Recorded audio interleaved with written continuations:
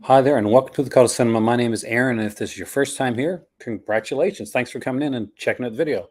Hopefully, you stay for the whole thing, and you get to see my entire Vestron collection, which is small, and my MVD Rewind collection, which is a bit larger. Hey there, Chris. Um, and what we're going to do with this is I'm going to go through every one that I got, give you my initial thoughts on each of these, including like the special features, if anything stood out, tell you why I like these companies. See, a long time ago, I did some collection videos talking about stuff in my, talking about different labels and things in my collection. So what I'm doing this time around is I'm picking two of the smaller labels first, so we can do a overview of the collections and we can do rankings of them as well. So I'm going to rank these each and every one of these, and I'll be right back in a second. So we can get started.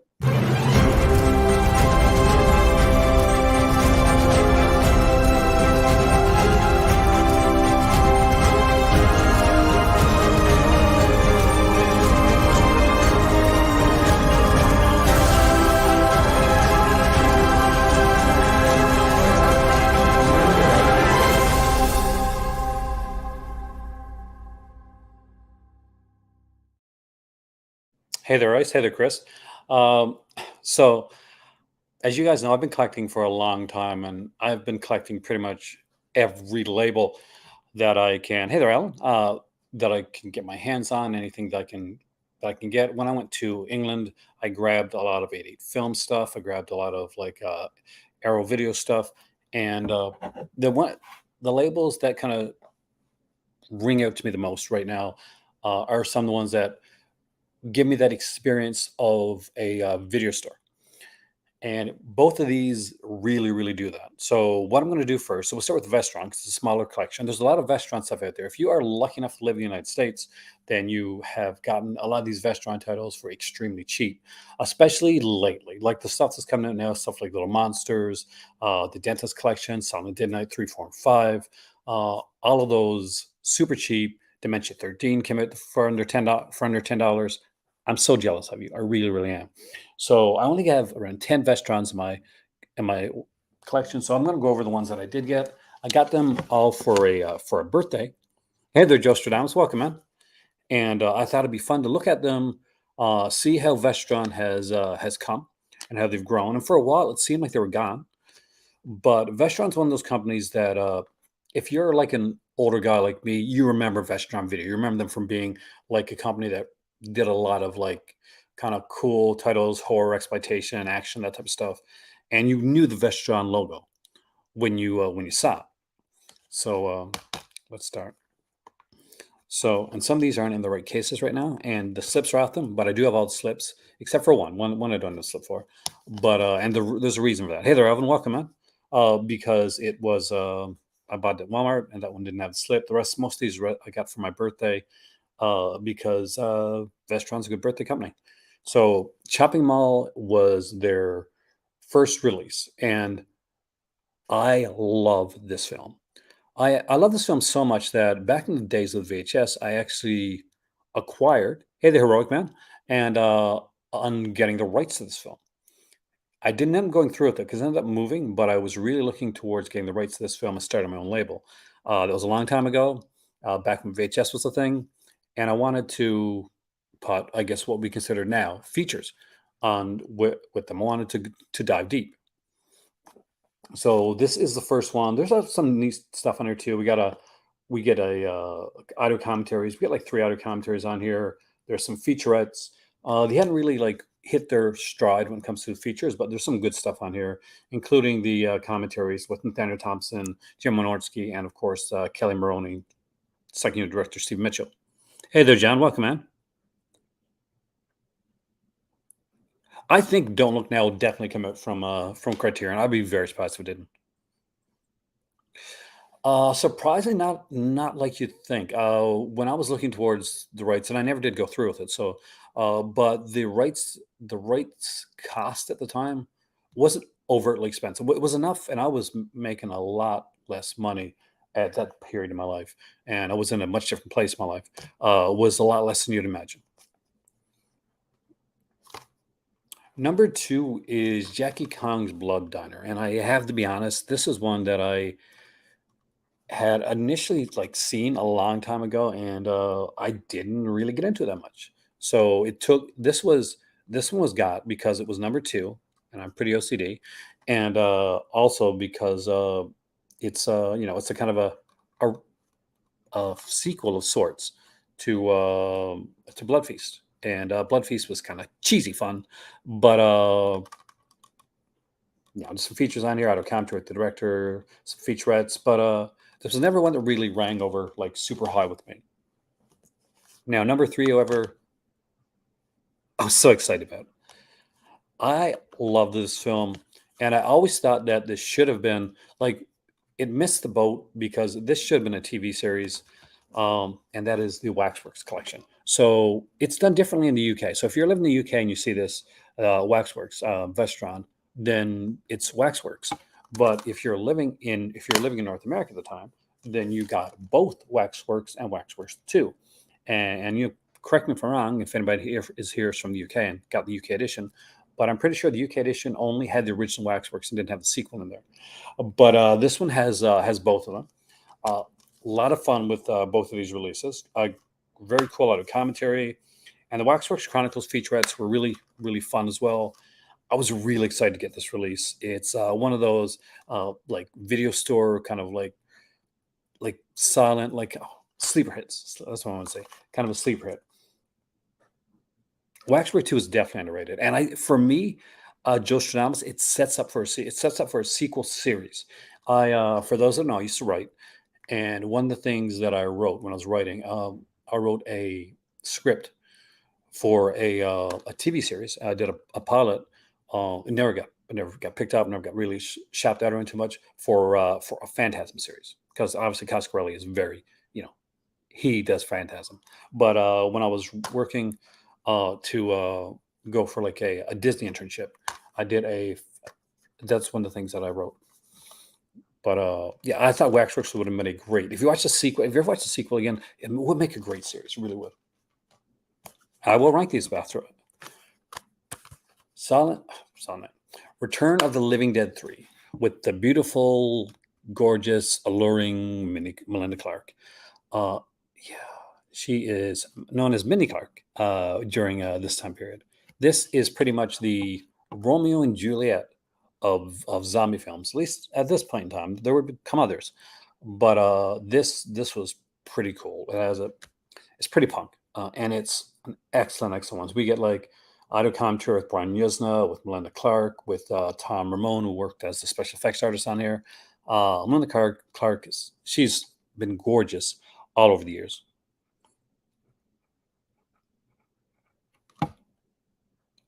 Oh God, I can't remember what now. I'd have that's Raj, but this one is truly one of my faves. Great here. Conversation with Brian Yeltsin is really good as well. There's some great interviews. Uh, hey there, Dave. Welcome, man. Really love this film.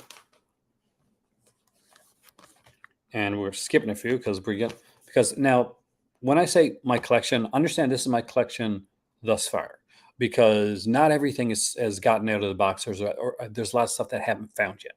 So there's still some stuff that might be in a sleeve or somewhere or a box that I may not have on be able to show right now. So I do apologize for the ones that I missed. Lair of the White Worm, one I actually really love this film. I'm really big on Ken Russell. I like a lot of his stuff. It's strange, it's unique. Peter Capaldi would later go on to play Doctor Who. Is in this, and he does a really good job in here as well. See, I wasn't so big on part two of Return of the Living Dead. Actually, that was just the same old. So when three came about, I was kind of relieved. But this is great. Like Catherine Oxenberg, Hugh Grant, Amanda Donoghue plays the kind of the seductress, the vamp, as I guess you'd say. Really enjoyed this film. Super love this movie. Great features on her too. Auto commentary with Ken Russell. Really enjoy that. And Lizzie Russell in conversation with film historian Matthew Milia. There's featurettes. There's interviews. It's just really good. There's features tend to get a lot better as they went along. And next up, is one that a lot of people was kind of their dad pun coming up. Gateway into horror is The Gate. The Gate was a film that was done specifically to show you a great horror film for younger people. It hits on all those spots that would scare you as a youth. Parent dying, death of a pet, just that those creatures under the bed, those monsters. All of it is in here. All of it works extremely well, and I definitely recommend this one. The Gate 2, I think, was put up by Scream Factory. Not as good. It's worth a watch. Definitely worth owning. I'll pick it up down the road. But the Gate is way better, and the features on this one are fantastic. I love the features on the Gate. Remember, after I do these, there's going to be a ranking of all these, and I haven't even done the MVD rewinds yet. So we'll get to those. Make comments along the way so I can actually say what you guys are thinking. If you got any of these releases. Next up is a 4-film set, and it is the Wishmaster collection. This was a big one for me for a few different reasons. One, I love the Wishmaster films, especially the first two, because I thought Andrew Divoff created this character that could have went on super franchise, but they went straight to DVD with it, took Andrew Divoff out, and that was, kind of like what they did with, even though I do like part 4, part 3 is a bit weaker.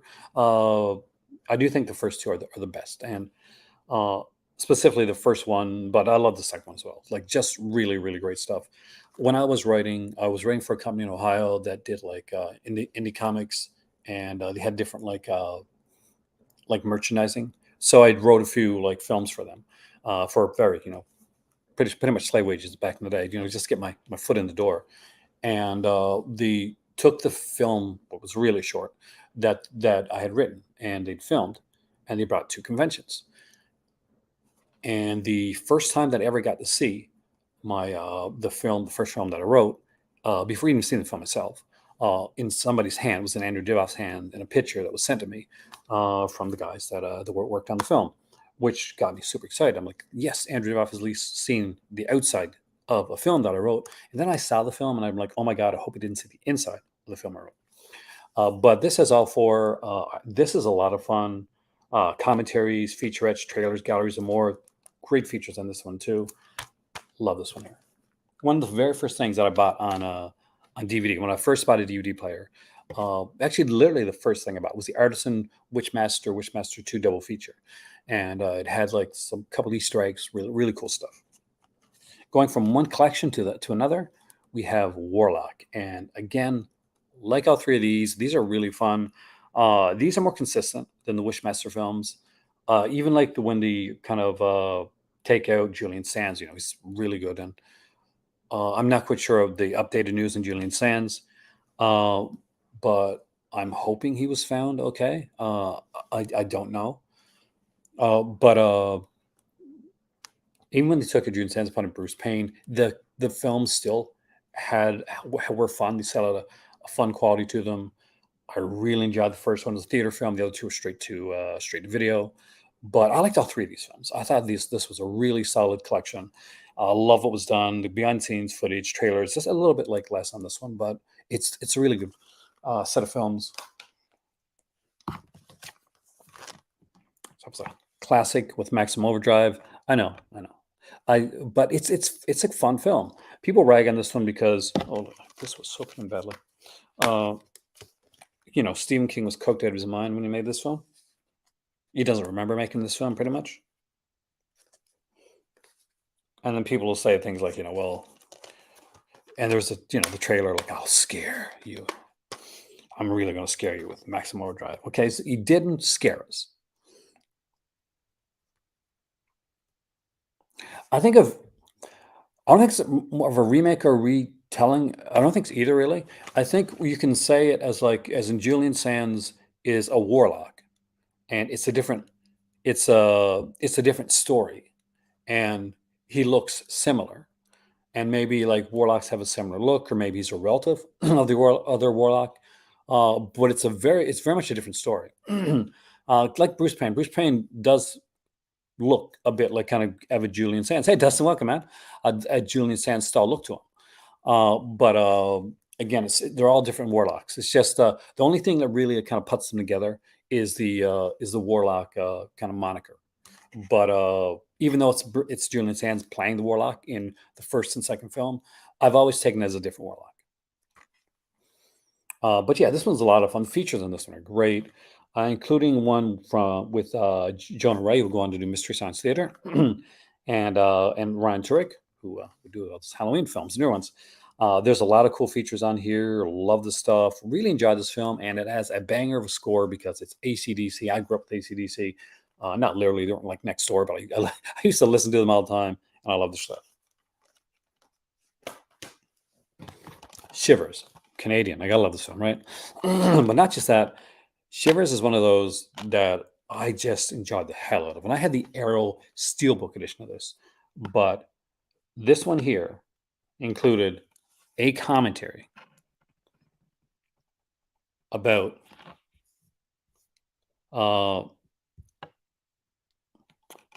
I agree about with from David Cronenberg, and the Arrow video edition did not. So I really wanted that. This actually got sent to me, and I was so excited to get this release. Has there been like any solid? Like I haven't kept up with it. I'm hoping he gets found okay, but I don't know if he has been or.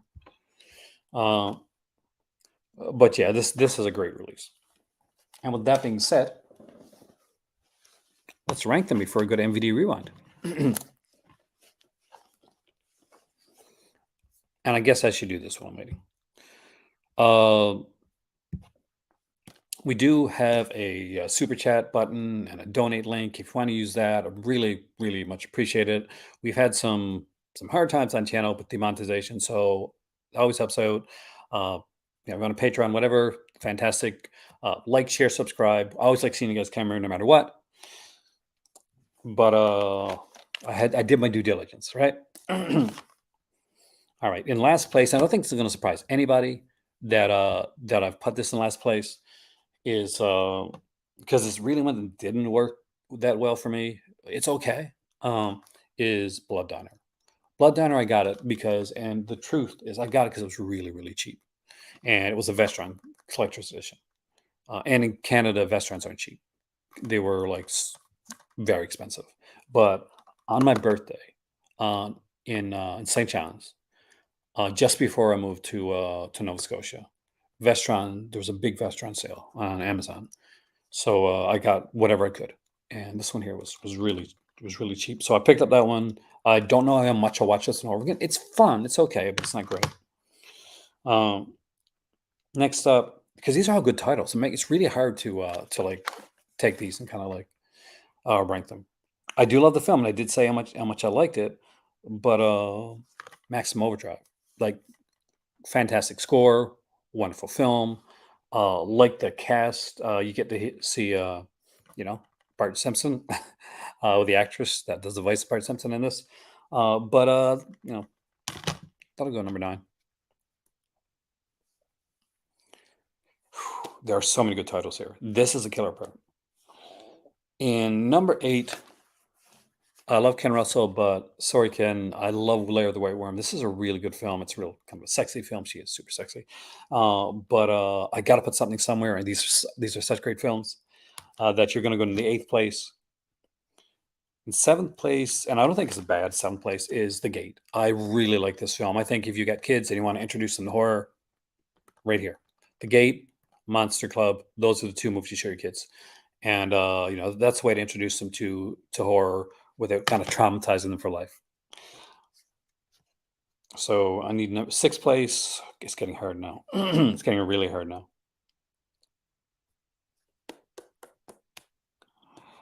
All right.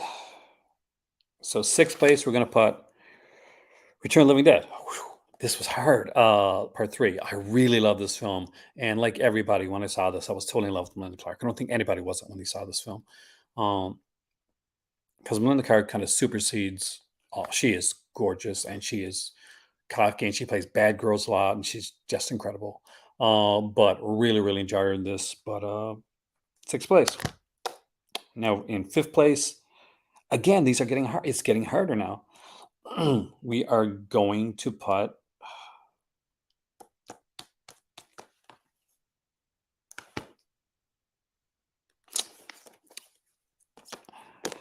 I hate doing this, Snoopus. Shivers. I love this film. I've watched this film so much. This is a film that, like, I got to see Lynn Lowry. And I obsessed with Lynn Lowry at the time. She was, again, super gorgeous.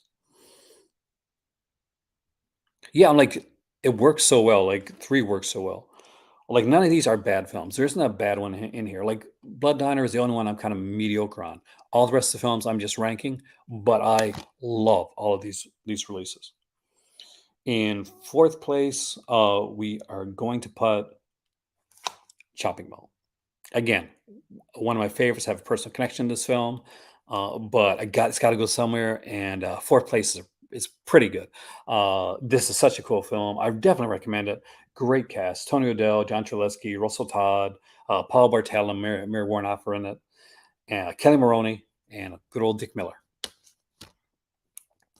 In third place, we're gonna put Wishmaster collection. This surprised even me. I really like this collection. It's 4 films. Hey there, Ryan. Welcome, man. They're great films. I do recommend everybody pick it up. Just because it's in third place, it's top 3. Definitely one to grab. In second place, Warlock collection.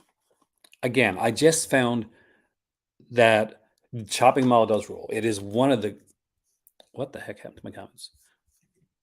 Truly one of the greats. But this is like just a solid, like even the one without Julian Sands, solid film. And in the number 1 spot, Waxworks. I just love these films. Zach Galligan is great in these. We've got Deborah Foreman, Michelle Johnson, a ton of really cool actors. David Warner, Patrick McNee's in this. Yeah, Patrick McNee's in this one here, in the original. And they're so good. They're both so really good. The features on these are fantastic. Such a Crush on Palomar show. Oh, there you go.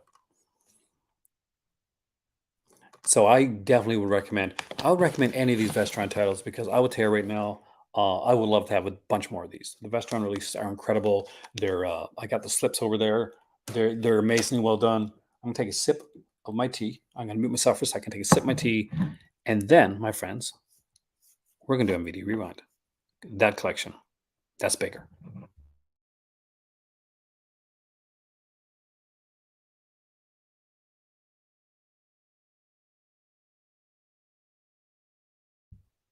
There we go. See, because I got a complaint in an earlier video that I was slurping my tea, and somebody found a knife, so I did that. So my MVD Rewind collection, and I'll tell you right now, I've been watching a lot of MVD recently. Um, so got a bigger collection of MVD. For those that don't know, I grew up in the 80s. So I grew up with listening to a lot of different styles of music, pop, punk, new wave, pretty much everything. And so this was a great start for me for the MVD Rewind collection when they showed this. And it is DOA, A Rite of Passage. Now, this is an excellent documentary on punk and when Sid and Nancy came over to the US. So if you've never seen this, this is really good. What's also really good about this one is right from the beginning, you know, the MVD are doing something special because there's a documentary about the documentary, and that's also really good. There are a ton of features on here. And one of the neat little things about MVD Rewind, for those that have never picked one up, I recommend it, is that for a lot of them, they use this here like type of almost like a bootleg style like disc. They are a fantastic label, man. This one had a booklet. Most of them don't. But all of them have this, a little mini poster. What all of them don't have, though, is this one's double-sided. Now, this is a particularly good one. If you're like a punk fan, then you're really gonna love this one. If you're a documentary fan, you're gonna like it anyway. But if you like punk music too, it's even better because there's some really great music in here from Sex Pistols, The Dead Boys, Generation X, which is of course Billy Idol's original band or his early band anyway. We got like Rich Kids, X-Ray Specs, Sham 69, Clash, Iggy Pop. Great stuff. Great documentary. Really recommend this one. Fantastic. This MVD Rewind collection is going to be much harder to rank. Then we go with number two, which is a cult classic and a really fun little film. I actually think the sequel is better. I'm saying I'm putting it that hot take, but it is number two, and it is Attack of Killer Tomatoes. And you probably noticed if the on here they have like these stickers like Be Kind Rewind. So it's meant to like kind of mimic the older school kind of like VHS type of cases, the stuff you'd see if you went to your local Blockbuster or mom and pop shop back in the day. So again, there's a ton of features on here as well. They did like a bunch of these like Tomato Mania, Legacy of a Legend. But the features on much like on Vestron, the features would get much better. Again, this one you can see the unadulterated art from here, uh, and poster. The cool. I love this era style thing. I didn't when I initially saw this. I thought, oh, it's pretty plain. Like, why didn't they put a picture or something on there? But as I started to get more of them, there was kind of a uniqueness in the uniformity of it that I had to say I love. But this is a really fun film. It's cheesy, it's cheap, it's cult, it's low budget. See, I'm glad somebody agrees with me. There's just something about part two and John Aston and the whole like, you know, the tomatoes thing, the big breaths of tomatoes go to the beach and take their tops off. Number three is a film that's even when you saw this in like a video shop, um, you would think, okay, well, this must be a John Claude Van Damme movie. It's not. It's really not. It's a Shokazuji movie, and that is Black Eagle. Now, we recently watched a movie, and I think it might have been one of the MVD rewinds, actually, which we'll get to later, that had the poster Black Eagle in the background, a bunch of posters coming through the film. But this is a really cool one because it has like different versions of the film. So we get the 93-minute theatrical version of the film. You get a 103-minute extended cut of the film on here. A 21-minute like kind of like talk about the Shokazuji martial arts legend. Yeah, exactly. He's not in it for very long at all. Like this is a Shokazuji film, but John Claude Van Damme, he's unfortunately, well, not unfortunately, he was a bigger name, I guess. So, his face on. Same way if you ever watch No Retreat, No Surrender, the first one, like you got like John Claude Van Damme, like truly like taken up the majority of that poster. And he's a hardly he's a Russian, he's a bad guy at the end of the film. But yeah, this is it's definitely it's a cool little film. I actually enjoyed it. But just go in knowing. Next up is I don't have done I number four? I thought I did. Maybe I'd have it, but I don't have it here. But next up is Return of Swamp Thing. This was the very first one I ever got from them, and it's got Sarah Douglas from Superman 2, Heather Locklear, and of course Louis Jourdain was in both of the Swamp Thing films. We know there's a new Swamp Thing movie coming out. I cannot wait for that. But this was definitely cheesier. It was a Jim Wynorski film, so this went more into the real kind of the comic booky aspects of it. So the first like Swamp Thing put out by Scream Factory in the U.S. and 88 Films, I think, in the U.K. But Swamp was more serious. It was a Wes Craven film.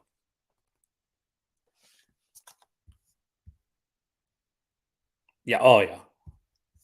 Seems to go way better than way way better than like no seems to go way less good than John Claude Van Damme. I'm not a Steve Skull fan, but Return to the Swamp Thing. Super enjoyed this. I have a lot of fun with this. It definitely goes more to the comedy than the horror, but it's really good for what it is, and it like kind of sets you up like for the TV series being like more comedic too. And the TV series is a complete 180 and goes way darker than either of the films did. The original TV series and then the new TV series. So this is one that I was iffy on getting it, but it was cheap. And so I picked it up and I truly fell in love with the film and it became a turning point for MVD Rewind as a company. I'll explain in a second. And went to Coney Island on a mission from God, back at 5. So this one is John Cryer, Rick Steer, Raphael Baez, Ione Skye, and Frank Whaley, and directed by Richard Schenkman. So that name would become very important to MVD Rewind because MVD Rewind was soon going to take a turn.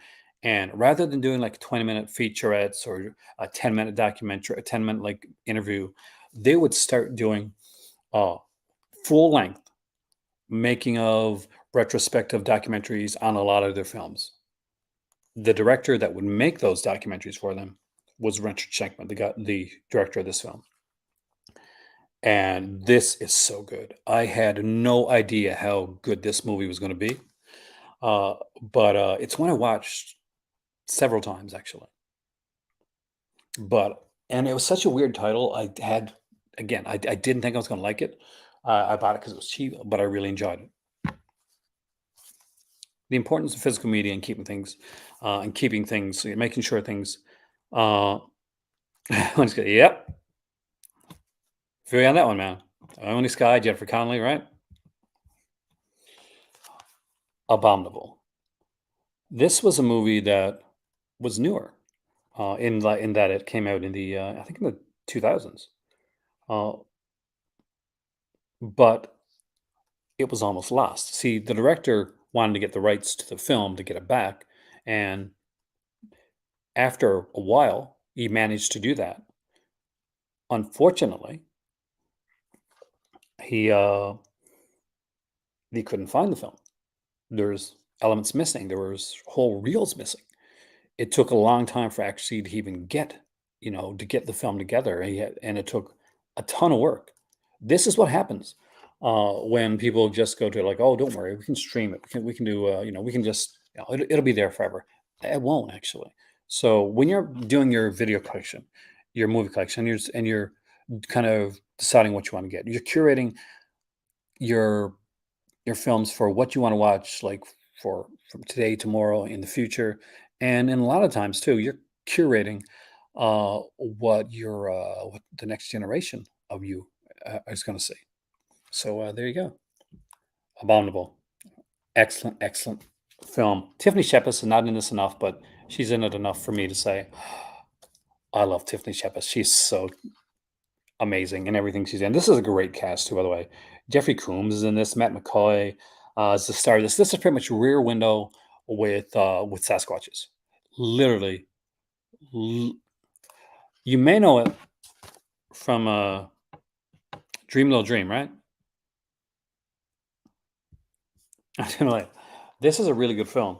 What's really neat about this too is there's a couple short films by the director, and they're good. One is called Shadows. It's extremely creepy, and I like it a lot. The other one is kind of Basil and Mobius, No Rest for the Wicked, which is based on a comic strip. And among the people that are in it, his father, because the guy that did this was Ryan Schifrin, the son of Laszlo Schifrin, of Ladle Schifrin, the famed composer. Um, but the second film has Zachary Levi, yep, Shazam, Ray Park, yep, it's whether it's Star Wars or X Men, Ray Park, and Malcolm McDowell and Kane Hodder in that short. So really cool, really really cool. Next up is one I got a couple release of because this one I had the Umbrella release sent to me through when I was doing reviews for them as well. I have to look. I have to check. Same thing's probably what she wasn't. I don't know. My grandpa's a vampire. I do like Al Lewis, uh, but I just it's not one of those that like that. I had so many things I've got to get. It wasn't one that like kind of on the top of my list, but I'll eventually pick it up down the road because it's cheesy fun. But Wind Rider, this was again a big thing for actress Nicole Kidman because she was a child actress. She acted when she was a kid, and this was her first kind of like adult role, main star adult role, where she actually did nudity in the film. So that was a big deal. So, bit of a controversy at the time. Actually, I really enjoyed this too. Again, fun. I really like a lot of these films. I can't really say much bad so far. You have to look her up now. See, that's I'm like, is she? Was it say anything? Was it Dream Little Dream? I can't. I remember, but I remember like how amazing she was. Was it the one with the car? Um, this is Shadow Builder, Bram Stoker Shadow Builder. New, new, new, new, new, new, new, new. We're getting photo bombed by a kitty cat over there. I haven't yet. That's my cat Lordy, by the way, that you're saying. Who was going to be here in front of the camera in a second because you you came over, so you must want to be on camera. Uh, and I got to be honest, I watched this one a while back. I don't remember that well. Uh, I know Michael Rooker and Tony Todd are in it, but that's I could find that out from reading back the box. But no, I haven't read this one. I haven't watched this one in a while. I remember that lenticular cover and kind of liked it back in the day, but I don't remember too much about it now. So that's probably not going to be high on the list for that obvious reason. Next up is one that when I first watched it, don't you dare. No, Lordy. No. Just watch me have to get up now. Just give me 1 second. This one.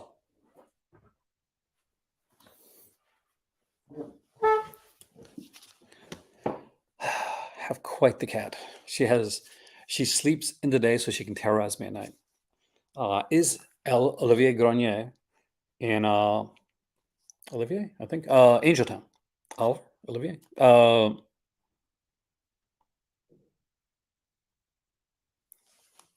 But this was way better than I actually remembered it being. Teresa Saldana's in this one as well. Uh, what was weird about this film is there's like these gangs, and I'm like, they weren't, they didn't seem to me super threatening, but they were more realistic, I guess. I lived in a lot of shady areas when I was younger, and I found out like they actually used a lot of gang members in this film. So I ended up liking Giants way more than I thought I was going to. It's such a weird ass film. Uh, he's probably best known for the movie Nemesis, which we might get to. But this is like, I think it was his father. Somebody dies, and anyway, he's in a cemetery, and his, I guess, girlfriend, kind of like from Paris, is there, and he says that he's leaving to go to, what is it he's doing again? Like some type of, is it gymnastics or something like that? Yeah, go to kickboxing, become a kickboxer, go to university, that type of thing. And so she says goodbye to him by having sex with him on the grave. I'm not joking. That's the thing. But it's an interesting film. I love Michael J. Fox. I don't love this film. I'm going to be honest. I maybe got to rewatch it, but I watched a bunch of. I was sick. I had a flu. I was watching a bunch of films at the time. I said, I'm finally gonna sit down and watch this. I remember, like, yeah, I love movies like this. This is the era I grew up in. But it's got a great cast. Michael J. Fox, Kiefer Sutherland's in the film. Phoebe Cates, Diane West. But it was okay. It was pretty much okay. Uh, just okay. Like, I've seen a lot better from Michael J. Fox, and I've seen better. Less Than Zero is a better version of that film for me. Not like in that style of film. I got to look around the sky as we do this now. It's going to take me a second, guys. Give me a sec.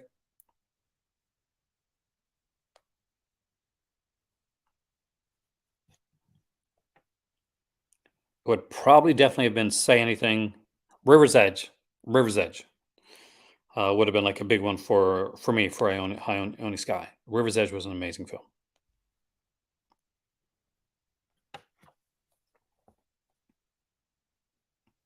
If you've never seen it, I definitely recommend it.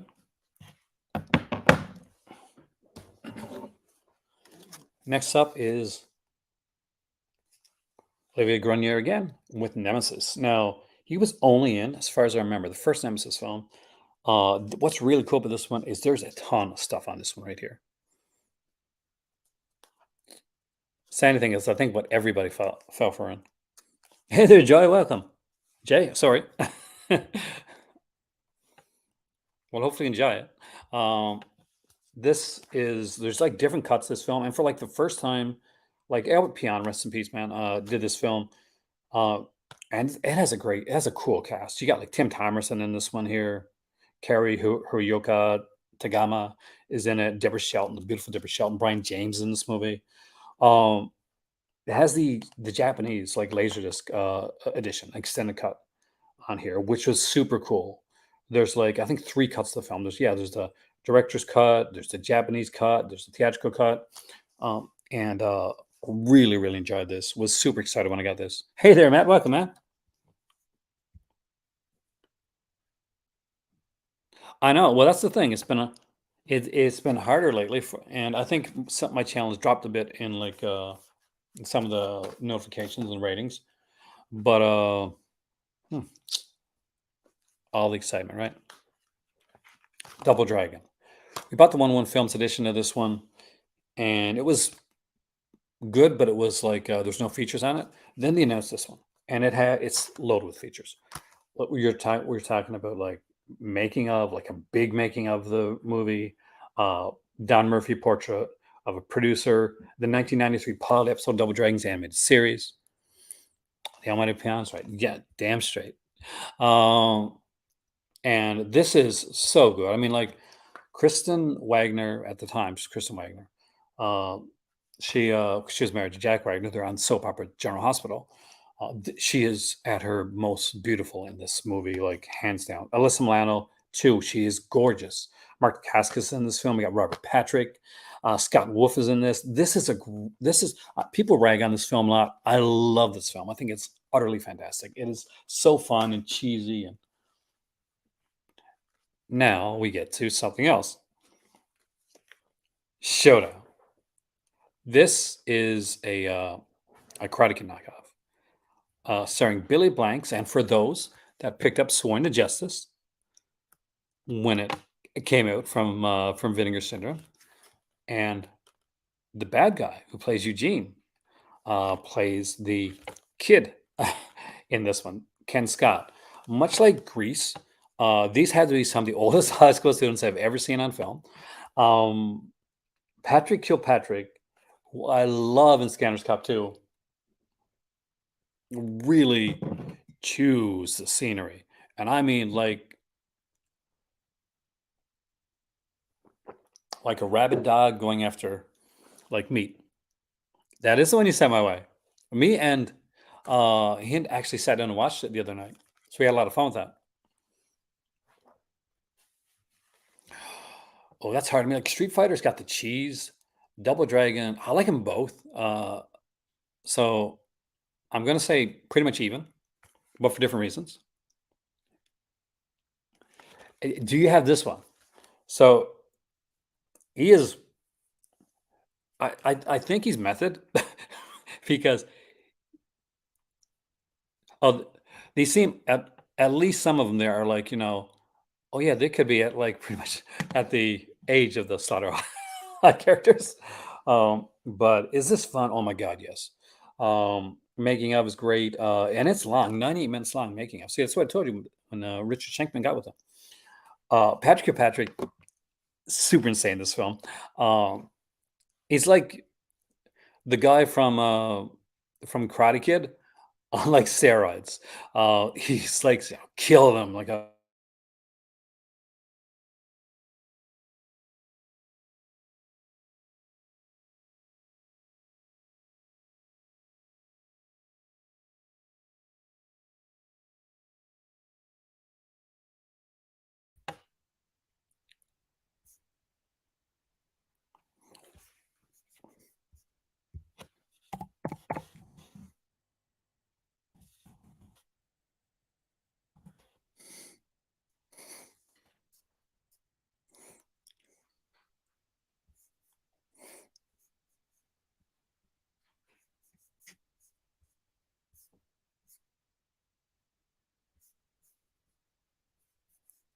boo. Hopefully you can see. If you can see me now, please let me know. Okay, sorry for that. Let me check.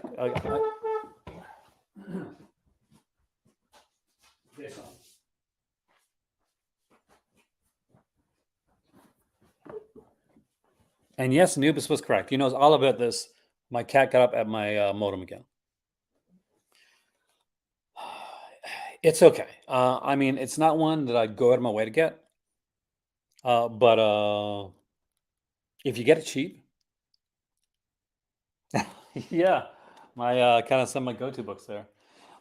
If you can't see it over there, but now there's like my Vinegar Syndrome are all there and numbered in numerical order, along with my VSAs. I got 6 more VSAs when I go back to Canada. Nemesis 2, 3, and 4. I like them as much as Nemesis. I really do. I think these are a lot of fun. Soup prices in these. They go away from from the Olivier Grenier ones, and we do their own thing. But again, I found them fun. I had a lot of fun with this set, and not a lot of features on it. But like enough there to have the late Albert Pion talking about each of the films, which is again is super cool. I know there's a 5th one, but we don't talk about the 5th one too much. Now let's get into some good Jean-Claude Van Damme, some JCVD stuff with Double Impact.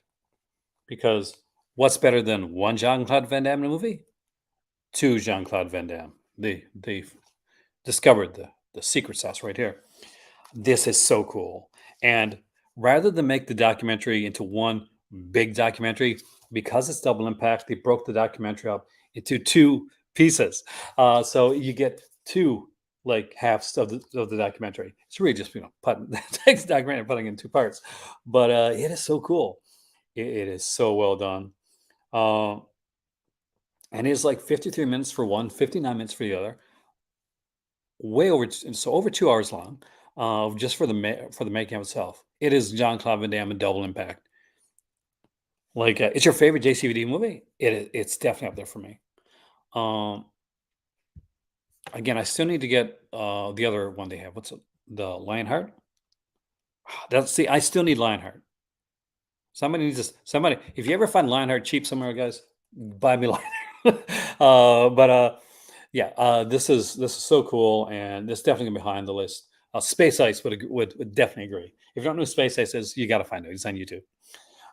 Next up is one that I remembered liking a lot, and I still liked it, but it was a bit tamer than I remembered it being, and that is Mind Games. For those that don't know, Grease 2, one of my favorite films. It just is. It really is. I like Grease 2 better than Grease. Sudden Death, another good one. We'll do like we could do a JCVD thread like one of these times.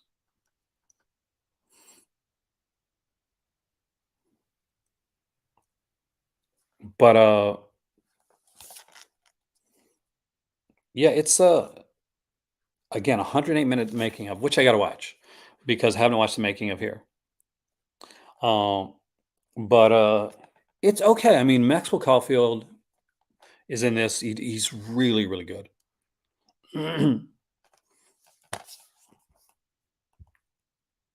It is quite awesome.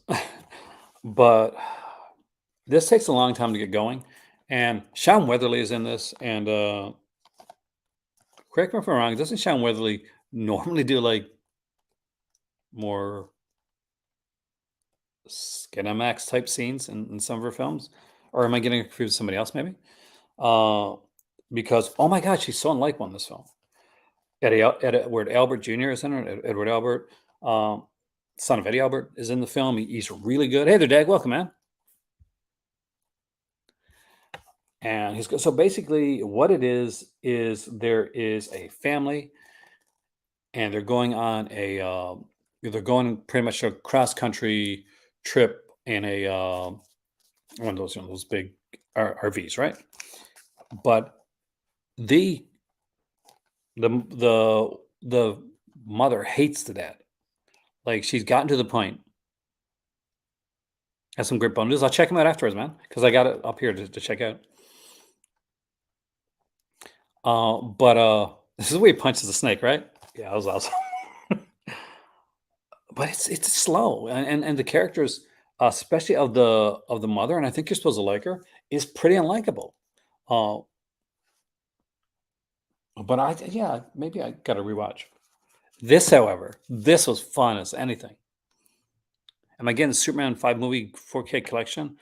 Uh, Eventually, probably not right away, but I'll eventually pick it up. Hey there, River, welcome. This one was really fun. So Mikey, great cast. Young Josie Bissett is in this one here. Lyman Ward. Trust me, even if you don't know the name, as soon as you see him, you know him. Jean Dahl, who was incredible in Angel, was psychotically incredible in Angel. Ashley Lawrence from Hellraiser. Mimi Craven, second wife of Wes Craven, who is, by the way, stunning. Brian Bonsell, who is probably best known at this point for this coming in to Family Ties. Hey there, Coles. Welcome, man. It's been a while. So this is like, remember when you saw The Good Son and you're like, oh, I got to watch that. Macaulay Culkin plays an evil kid, right? Or the bad seed. But this is so good. This is what The Good Son should have been. Because this kid's a psycho. Like, there's no like, oh, well, I'm wondering if I'm gonna kill. No, within the first like 5 minutes of this film, he's killed off three people, and he's creepy. He's like kind of obsessed with Josie Bissett. She's like the teenager next door, and like he's like 10 years old in the movie, and he like crawls into her window at night and watches her sleep.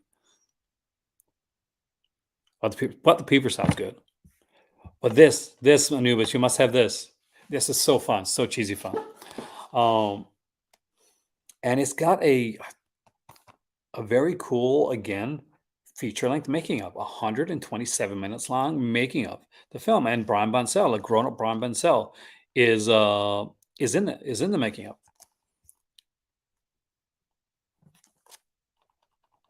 This is really good. So if you like The Good Son couch, you're gonna love this. I do remember that actually. I want. Where's our TV tear box set volume two, Maddie? Where's that on? But yeah, that one's probably going to go fairly high on the list. Again, another one I really like. It's got a cool cast. We got Linda Day George, Christopher George in this. Bill Paxton. You know what it is? Can anybody guess before I put it up? It's a horror film. The box got crushed on the way over, but luckily the movie did. I gotta replace the box eventually.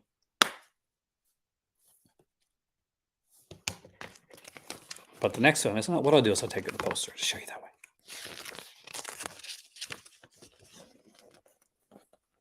Mortuary. Any fans? Before your funeral, before you are buried, before you are covered with the last shovel of dirt, be sure you are really dead.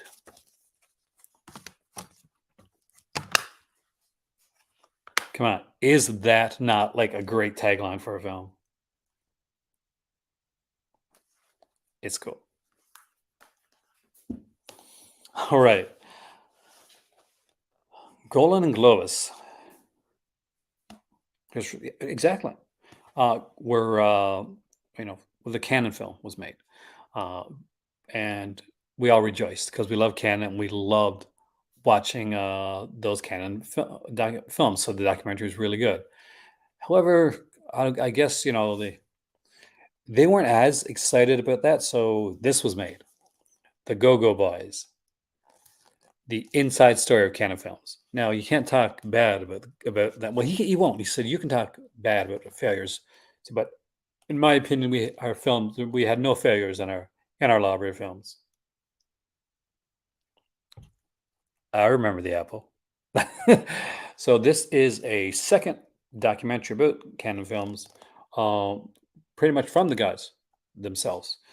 Now, there's a lot of people on here like talking to Jean Claude Van Damme, Michael Dudikoff, Eli Roth, Eli Roth got some good stuff on here.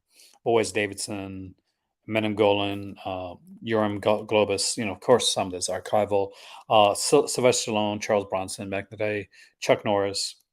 It says the definitive documentary for Canon Films, but I will tell you right now, this is a good backup documentary. The other documentary, Electric Boogaloo, is that's the definitive documentary. But this is a good addition because there's a lot of early stuff in there that it wasn't focused on before, and I think they used an Israeli director, so there's a lot of their Israeli films as shown as well. But anyway, it's cool, it's fun, not as good as the original. And the latest MVD rewind that I picked up is this one right here, Monday morning. I was iffy on this because I read about it and the reviews were not the greatest. And I picked up Massacre at Central High and I decided as a good double feature, I'd pick this up. Now it's very different. So the guy that stars in this is Noah Blake, and Noah Blake, for those because you're going to be wondering when you watch the film, is like Noah Blake. He looks really familiar. Who is he? He's the son of Robert Blake, and he looks like his dad. He looks like Robert Blake. Again, he got a great cast. Jason Lively is in this movie. We got Ricky Dean Logan, Julian McNamara, Lisa Renna from Days of Our Lives, and I think she did one of those. She did one of those reality shows, one of those Real Housewives or something like that. Did the Go-Go Boys come out first?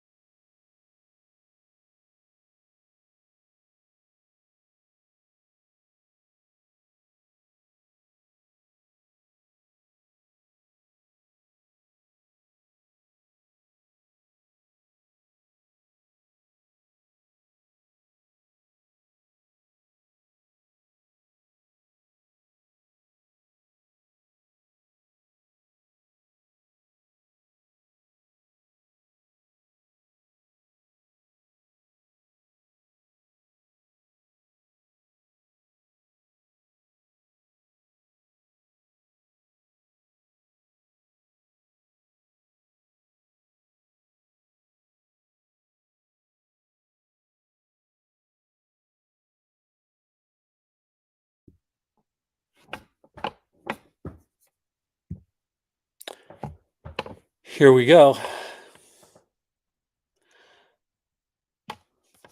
Yeah, it was froze up for a minute.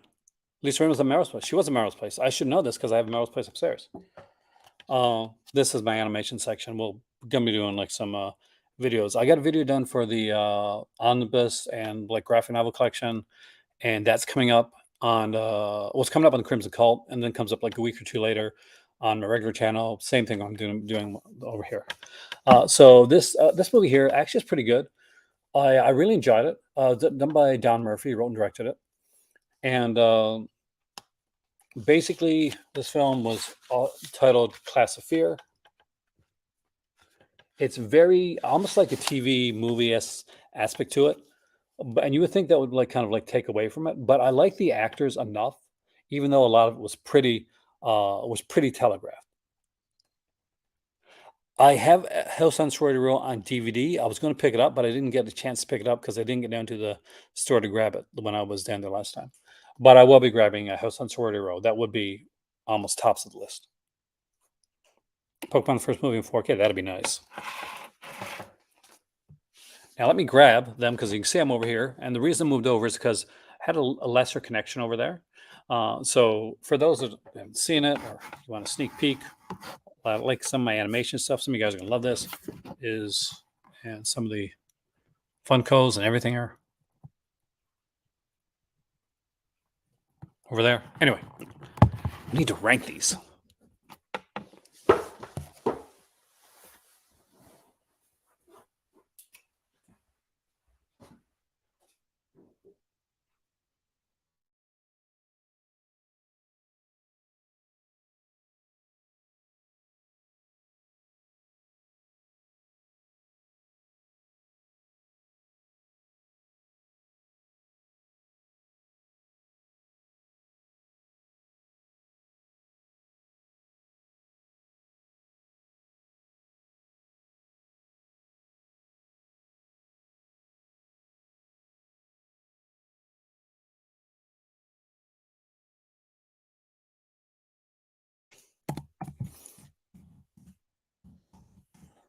It's not my connection.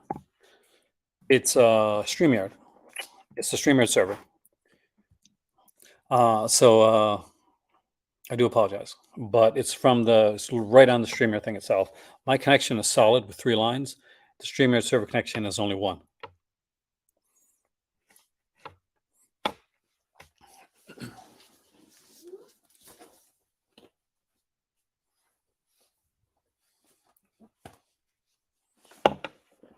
Last place is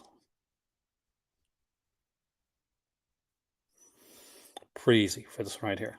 I'm gonna do this before I lose connection again because I'm worried about the connection here. StreamYard's a bit iffy lately.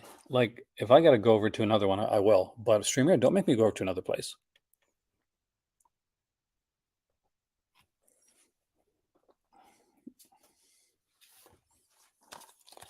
Bright Lights Big City.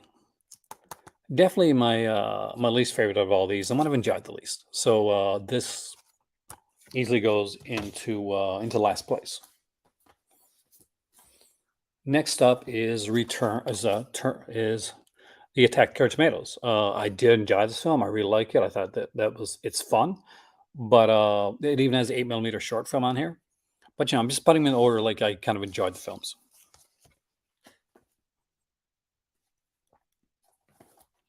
Although I did like this film, it wasn't initially what I thought it was. So Black Eagle, you're gonna get it right here, next in the list. And I'm gonna follow that up with the Go-Go Boys. Great documentary. Clooney's is in Return. Return is the better of the 2 films.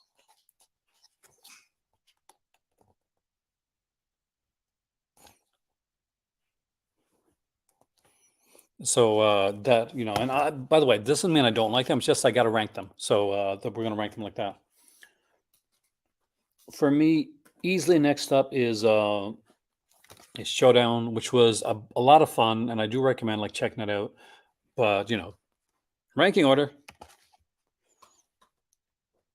and then is Mind Games. I didn't like this as much as I initially thought I was going to, but I'm glad I got it.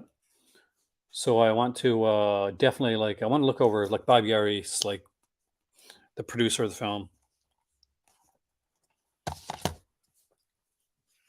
You're leaving me before we do all the ranking there, Chris? I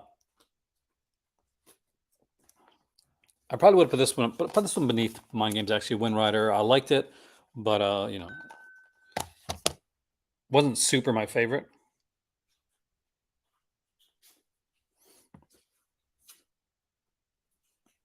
And next up is Shadow Builder, only because I don't remember it that much. This may be This may be one of my top films, but I don't remember it, so I can't put something up there that I don't remember too well. We'll put Monday Morning up next. Although I really enjoyed it, it is pretty much, oh, dude, understandable. Go sleep, man. Get some sleep. It's a good film, but it's TV. It's TV-ish, and it's got like a bit of it. It really, you can tell exactly what this film's going to be. It's a bit telegraphed, but it's interesting.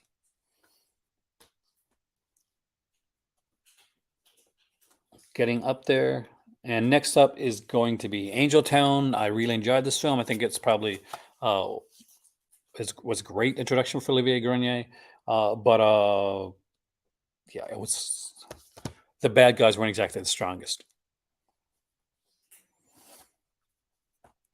Next up is Return of the Swamp Thing. Although I really enjoy it, it's got to get in there somewhere. The new Clown Leap is really good. I haven't seen the new Night Court yet, but I really want to. So we're gonna put that one in next. Speaking of which, we're getting there. Nemesis 2, 3, and 4 we'll put up next. The Super Price ones, although I really like them. They're not everybody's cup of tea, but they're kind of just fun, cheesy stuff.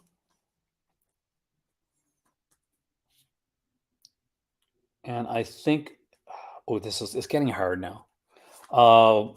Christopher George's last film, Bill Paxton, Mortuary goes next. Although I do really like this film.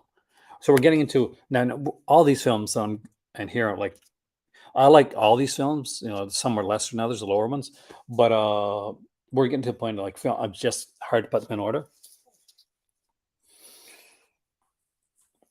Next up, we're gonna put Nemesis, the original. Really well done. If you like the movie Nemesis and you like Albert Pion, this is a great one to own. The special features on here are incredible. Like 3 versions of the film. It's amazing. Um, love this. Next up is one of my favorites. Went to Coney Island on Mission from God. Come back, be back in 5. Again, incredible film. It changed history of the company because he ended up working with this director to make feature length, like making ofs and retrospective documentaries. So really, really cool stuff. We're down to the top 4. This gets hard now. In 4th place, I am going to put Double Dragon. Again, I really love this film, but I'm not going to pretend it's like cinema. It's like masterful cinema. It's just a really cool film. In 3rd place, it's going to go to. Oh my God, this is hard now. This is really hard now, guys. 3rd place, we're going to put Mikey. Again, a lot of fun. Really enjoyed Mikey. I apologize for the lights in the background, but I had to do this really quickly where we lost connection. But this is going to go there. And 2nd place is going to be Double Impact. Kind of just seems apropos. I wouldn't say so much like the Nemesis movies are kind of like they're definitely trying to ride the kind of the Blade Runner kind of aesthetic to it. Is a really cool one here. And so number 1 is Abominable, a movie that was almost lost, a movie that has some great features, including some 2 really cool short films. And I definitely recommend you put in your collection. But I recommend that the top 10 of these here for sure we have in your collection at the very, very least. And we'll do it really quickly before I have to go. We'll look at the Severin bundles.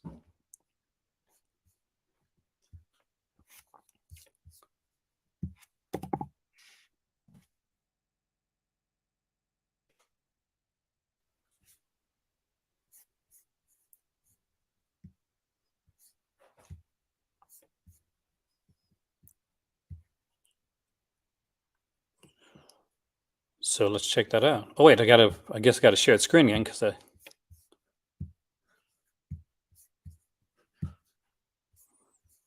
see what we got here in Severin.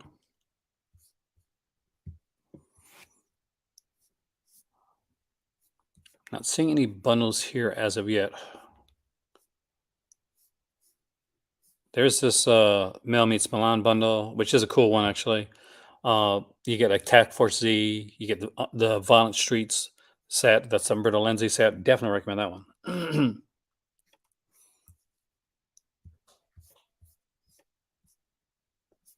The latest one, I think it includes Birdemic. Getting out some more too, so I'll maybe to make another video on this tomorrow. So I won't go too much into it. So if you like Birdemic and you own Birdemic, do you need to own all 3?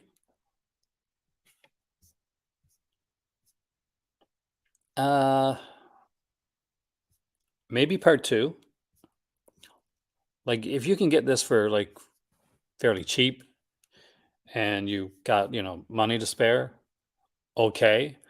But yeah, these are not good films. Like the first one can be considered kind of good cheesiness, but it's a bad film. And I recently watched, who was it? Does Fan by Flicks do a video on this? On Birdemic 3? Because I think he's done one on all of them. But it just seems like whoever the maker, or the director of the film is, hasn't learned anything from the first two films that he's made. So, unfortunately, but still, it's just so fun and cheesy. You can probably have a decent time with it. Um, just as like almost a drinking game for part three. If you take a drink every time they mention, I don't know, global warming, uh, in part three, you're going to be plastered before the movie's half over. But it'll be fun. So it'll be fun to check out. And with that being said, I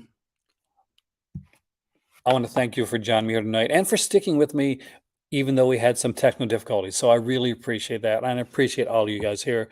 As always, like, share, subscribe. If you find you're not getting my like notifications on my videos, a lot of the reasons is because, like, honestly, the more people that like it, the more people that comment down below, the better it is for the channel. And if you ever want to help the channel and do a solid, here we are right here, super chat or donate. We haven't made uh, enough money for this month for this stream, but heck, I don't do it for the money. I do it for the fun of it. Because I enjoy it and because I enjoy you. That's the most important part of it.